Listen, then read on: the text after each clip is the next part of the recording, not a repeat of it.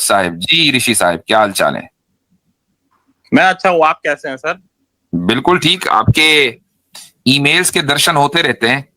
हाँ हाँ हाँ, वही कभी कभी जो पॉइंट पे इख्तलाफात होते हैं तो फिर मैं कर देता हूँ आपको ईमेल कि ये बात हाँ, आपने गलत कही, ये बात आपने गलत कही। वही मसरूफ रहता हूँ तो स्ट्रीम्स में आने का नहीं उतना मिल पाता मौका। काश के आप जिस अंदाज से बात कर रहे हैं उसी अंदाज से ईमेल भी कर दे। ईमेल में थोड़ा टोन डिफरेंट होती है। सर थोड़ा सा मुझे गुस्सा आ जाता है। गुस्सा आ जाता है। जी हाँ, गुस्से पर कंट्रोल करना ही तो इंसानियत है। हाँ, वो जरूरी बात है। अच्छा हजरत, ये सच में ऋषि हैं? नाम इनका ऋषि भारद्वाज है ji. I don't know rishi in which sense आप कह रहे हैं। जी, फिर तो इजाजत दें कि मैं बात करूं। हमारे ऋषि भाई तशरीफ लाए हैं, जी तो जी, मुझे थोड़ा सा चांस दें कि मैं भी ऋषि जी। भाई से बात कर लूं। जी इंडियन भाई, कैसे हैं आप? ठीक है, मैं अच्छा हूँ सर, आप कैसे हैं? जबरदस्त। आप हमारे सनातनी भाई हैं? हाँ हाँ, यस, हाँ हाँ, सनातनी। जी जी। अच्छा, साथ में ऋषि भी हैं? ऋषि तो नाम है। अच्छा अच्छा, नाम है। तो वैसे आप जानते हैं कि सनातन धर्म के अंदर अगर आप कोई अहमियत दें किसी को कि बहुत बड़ा कोई ऋषि है, तो वो कौन सा है? वो तो सप्तऋषि आते हैं, वो हैं, लाइक उनको मेन कहा जाता है, कश्यप, अत्रि, गौतम, वशिष्ठ, विश्वामित्र, जमदग्नि। या देखें, तमाम के तमाम जिनका आपने नाम लिया, गौतम ऋषि, विश्वामित्र, मैं समझता हूँ इनसे ज्यादा अहमियत जो है, अलबत्ता इन पे भी बड़ी बात हो सकती है हमारी इन ऋषियों पे भी। गौतम ऋषि पे भी आपको पता है अहिल्या के साथ क्या मामला किया इंद्रदेव ने। हाँ, वो पता है। विश्वामित्र ने मेनका के साथ क्या किया, और भी उसका जो चरित्र था उस पर बात हो सकती है। लेकिन मैं ये समझता हूँ कि अगर आपके पास कोई सबसे बड़ा ऋषि है जिसकी बुनियाद के ऊपर सनातन धर्म की बिल्डिंग खड़ी है, वो ऋषि वेद व्यास जी हैं। क्योंकि इस वक्त जो वेद मौजूद हैं वो उनकी वजह से मौजूद हैं। महाभारत गीता मौजूद है, उनकी वजह से मौजूद है। ये जो मूर्ति पूजा चल रही है, ये सारा पुराणों से जो सिस्टम लिया गया, उनके राइटर भी वो हैं। तो सबसे बड़े ऋषि वो हैं। ऐसे ही है जी, कह सकते हैं। जी, कह सकते हैं, क्योंकि विश्वामित्र ने तो आपको वेद नहीं दिए हैं, ना दीगर किसी और ऋषियों ने आपको ये सारी चीजें नहीं दी हैं। वेद उन्होंने दिए नहीं है, उन्होंने लाइक कंपाइल किया, वेद दिए नहीं है उन्होंने। चले ऐसा कर लेते हैं ना कि इनके वाले जो कंपाइल करके दिए उनको निकाल दें, तो वेद दिखाएं मुझे कहां पर है। वेद कहाँ पर है? जी जी, इनके वाले हम निकाल देते हैं ना, वेद व्यास जी वाले। तो फिर आपके पास क्या सबूत रह जाएगा किसी भी वेद का, अगर वेद व्यास जी को आप बीच में से निकाल दें? वेद से आप पहले एक मिनट, चुनो हिंदी साहब हमारे साथ हैं। अहलन वसहलन, अस्सलाम वालेकुम। जी वालेकुम सलाम रहमतुल्लाहि व बरकातहू। कैसे तमाम हजरात? अल्हम्दुलिल्लाह जी, कंटिन्यू करें। जी इंडियन भाई, तो आपके पास वेद का कोई सबूत नहीं है। अगर आप ऋषि वेद व्यास जी को निकाल दें तो ये कहना बिल्कुल बजा होगा कि वेद व्यास जी की ही कंधों के ऊपर आपके वेद की बिल्डिंग भी खड़ी है। खैर, मैं आपसे ये जानना चाहूंगा कि वेद व्यास जी के बारे में हमें बताइए कि इनके माता पिता कौन थे और ये दुनिया पर कैसे पधारे। इनका थोड़ा सा हमें बताइए इनके बारे में।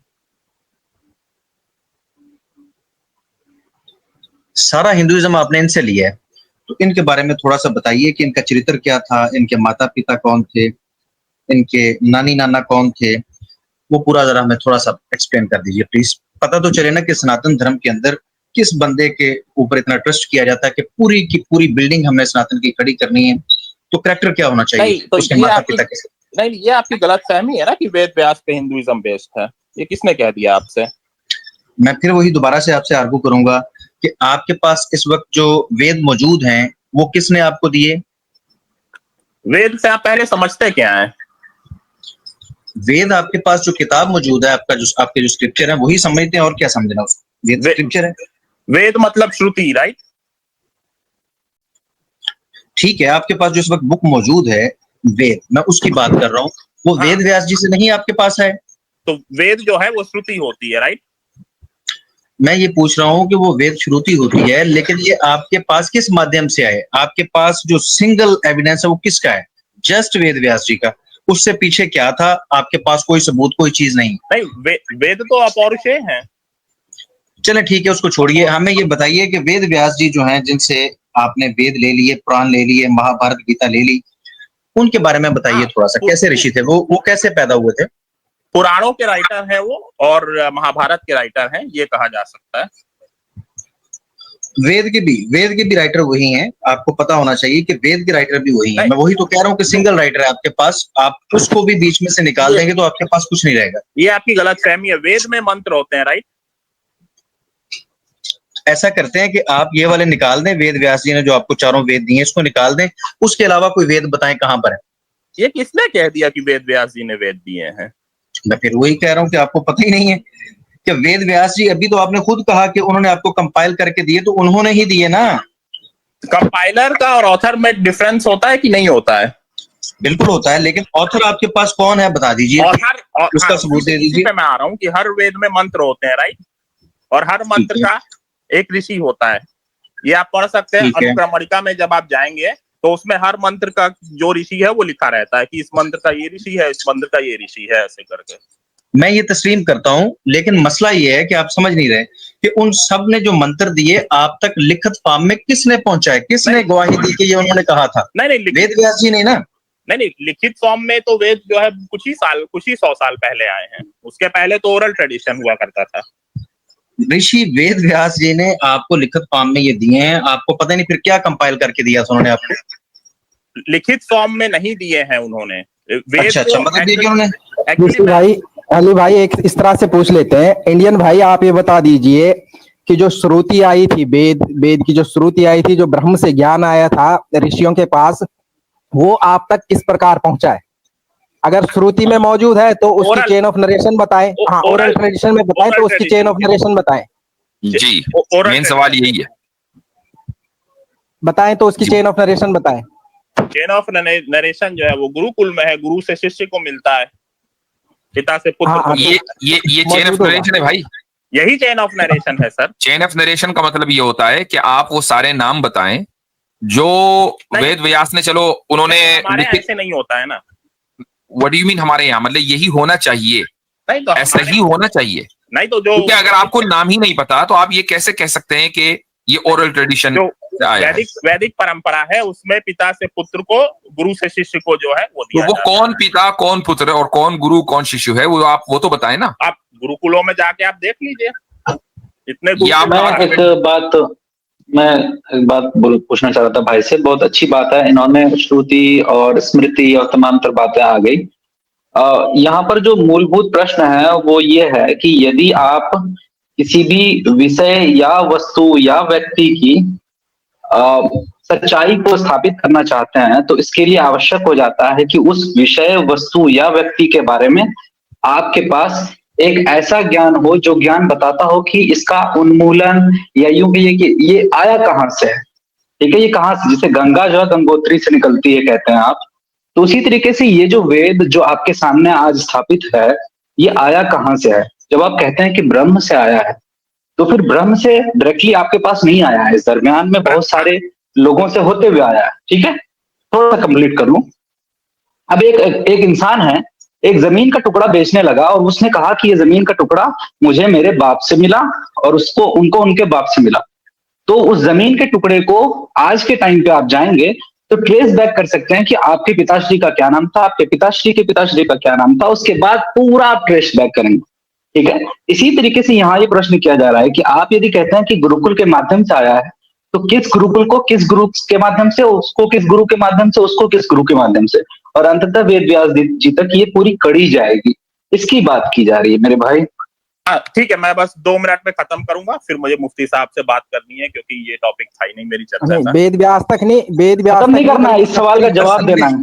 असल में मसला ये है कि इन्होंने और जगह पे बात फंसा ली है। मैं तो इनसे ये जानना चाह रहा हूँ कि वेद व्यास जी के बारे में थोड़ी सी चर्चा कीजिए ताकि पब्लिक जो सुन रही है और जो सनातनी भाई सुन रहे हैं उन तक कोई इन्फॉर्मेशन पहुंचे। चलिए उनके पिता का नाम ही बता दीजिए। ऋषि जी। हाँ, तो वेद व्यास जी जो है उनको कृष्ण द्वैपायन भी कहा जाता है जी, कहा जाता है, लेकिन उनके पिता का पूछ रहा हूँ मैं, उनकी माता का पूछ रहा हूँ। उनके पिता का नाम कहा जाता है कि पराशर था और माता जी का नाम सत्यवती था। जी जी जी जी, बिल्कुल ठीक। अच्छा, इससे थोड़ा सा पीछे चले जाएं तो ये सत्यावती कैसे आई थी? दिस इज इररेलेवेंट, इसका कोई रेलेवेंस नहीं है। नहीं यार, बड़ी जबरदस्त रेलेवेंस है, बड़ी जबरदस्त रेलेवेंस है कि आपको पता होना चाहिए कि जो वासु था, जो वेद व्यास जी का नाना था, मुफ्ती साहब मैं माफी चाहता हूँ, अब चीजें ही ऐसी हैं कि मैं अगर उसको बयान करता हूँ तो मैं ढके छुपे लफ्जों में करने की कोशिश करूंगा। सबको पता है, इनका नहीं पता ना, कौन कहाँ नहीं से पता, आया, वो कैसे मुझे नहीं आया। पता, मैं जानना चाह रहा था अली भाई से। मैं बताता हूँ जी कि कैसे आया। मैं मुख्तसर करके बता देता हूँ कि महाभारत के अंदर ये पूरी कथा लिखी हुई है कि वेद व्यास जी कैसे आए और उन्होंने कैसे हम तक ये चीजें ट्रांसफर की। ये चेन नहीं बता रहे, लेकिन वहां पर तो लिखी हुई है। उन्होंने चेन ऐसे जोड़ी, कहते हैं कि ये बड़ा गैर मामूली काम था। तो इस वजह से जो वासु था वेद व्यास जी का, दरअसल नाना था, उसको उसका दिल कर रहा था कि अपनी पत्नी के साथ वो हम आगोश हो, लेकिन ऊपर से उसके ससुराल वाले आ गए। उन्होंने कहा कि जाओ और जाके हमारे लिए शिकार करके लाओ। उस बेचारे को जाना पड़ गया। अब जब वो वहां पर जंगल में गया है तो उसको ख्यालात आ रहे हैं अपनी पत्नी के कि मैं उसके पास होता तो ऐसे करता वैसे करता। इसी चक्कर में उसका सीमन ड्रॉप हो जाता है। जब सीमन उसका ड्रॉप होता है तो वो कहता है कि ये क्या बात हुई, ये सीमन से तो मेरा पुत्र पैदा होना था। उसने फिर उधर से एक ईगल को आवाज दी, कहता है ईगल जल्दी इधर आओ। ईगल आया है, उसने उधर से वो अपना सीमन उठा के पत्ते के साथ पत्ते के ऊपर रख के उसको साफ किया और उसके मुंह के अंदर दे दिया। कहता है जाओ और मेरी पत्नी को दे दो, उसे को कि ये अंदर ले ले ताकि इससे पुत्र हो जाए। अच्छा, वो वहां से उड़ता है, रास्ते में एक और ईगल उसके साथ, वो कहता है इसके मुंह में खाने वाली कुछ चीज है। वो आपस में लड़ पड़ते हैं। जब वो लड़ते हैं वो पत्ता गिर जाता है। जब पत्ता गिरता है तो सीमन भी जाहिर बात है उसी में था। नीचे एक मछली होती है बहुत बड़ी, वो छलांगे लगाने लग जाती है, कहती कि ये सीमन मैंने लेना है, इससे पुत्र मैंने देना है। ये वेद व्यास जी की नानी थी मछली। तो वो मछली छलांगे लगाते लगाते मुंह के अंदर वो ले लेती है, जिससे उसको फिर 2 बच्चे पैदा होते हैं। अंडे नहीं देती वो, सीमन से डायरेक्ट बच्चे देती है। पता नहीं कहां से देती है, मुंह की तरफ से शायद 2 बच्चे निकाल देती है, एक लड़का और एक लड़की। उस लड़के को बादशाह रख लेता है और लड़की जो सत्यावती थी, जो वेद व्यास जी की माँ थी, उसको एक माहीगीर रख लेता है।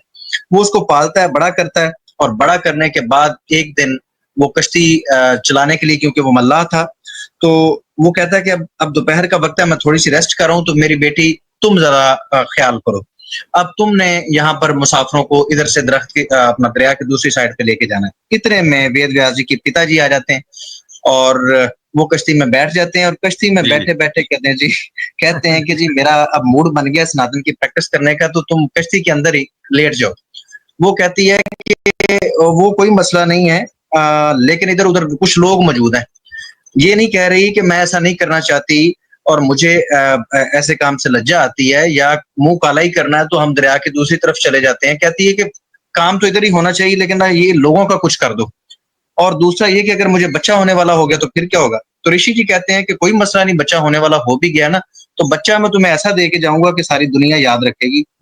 तो खैर वो उधर ही ये काम होता है और ऋषि जी उसके बाद अपना काम करके निकल जाते हैं और वेद व्यास जी दुनिया पे इस तरह तशरीफ लाते हैं। और वेद व्यास जी का अपना जो कैरेक्टर है वो भी इससे मुख्तलिफ नहीं है, बहुत अजीबोगरीब अगर बयान किया जाए तो अली भाई जिस तरह फिल्में बन रही है, मेरे ख्याल से वेद व्यास फाइल्स के नाम से एक मूवी बन सकती है। जी बिल्कुल बन सकती है। वेद व्यास जी का यहाँ से अगर चरित्र देखा जाए, उनका हुलिया हजरत ये था, एक दफा उनको नियोग की ऑफर की गई और नियोग वाली जो लड़कियां थी बेचारी बेहोश हो गई वेद व्यास जी को देख के, लेकिन इन्होंने उनको छोड़ा नहीं। वो डर के मारे कांपने लग गई है वेद व्यास जी के सामने। और वेद व्यास जी क्या कह रहे हैं, अगर इन्होंने मेरी बदबू बर्दाश्त कर ली, अगर इन्होंने मेरा हुलिया बर्दाश्त कर लिया, उनको भी पता था इतनी स्मेल आती थी और वो लड़कियों को नहीं पता था कि वेद व्यास जी आने वाले हैं। उन्होंने जब अचानक देखा है थर थर कांपने लग गई, बेहोश हो गई, लेकिन वेद व्यास जी नहीं हटे। कहते हैं कि मैं तो अब आ गया हूं, तो मैं तो जैसे जैसे तैसे अब बच्चा दे के जाऊं। और इस तरह की वेद व्यास जी की हरकतें रही हैं। ओवरऑल जी ये था थोड़ा सा इंट्रो, ये नहीं करवा रहे थे, चले मैंने कहा मैं वैसे के तौर पर हुआ। तो ऋषि भाई यानी अगर समझ लीजिए कि जो मेन कंपाइलर है उनका ये कैरेक्टर और किरदार है, तो फिर बहुत सारी चीजें मशकूक हो जाती हैं। That is irrelevant, you know. चले खैर आपके नजदीक इररिलेवेंट है, लेकिन अगर आप ये समझते हैं कि जो वेद व्यास तक पहुंचे हैं वो ऑथेंटिक चेन से पहुंचे हैं, तो उसमें वेद व्यास का खुद बहुत ऑथेंटिक होना जरूरी है, जबकि वो खुद ही मतलब अगर किसी का कैरेक्टर का मसला हो तो फिर वो ऑथेंटिक नहीं रहा ना। तो आप कैसे ट्रस्ट कर सकते हैं उस आदमी के ऊपर कि उसने आपको जो कुछ दिया है वो उसमें कोई मिलावट नहीं थी।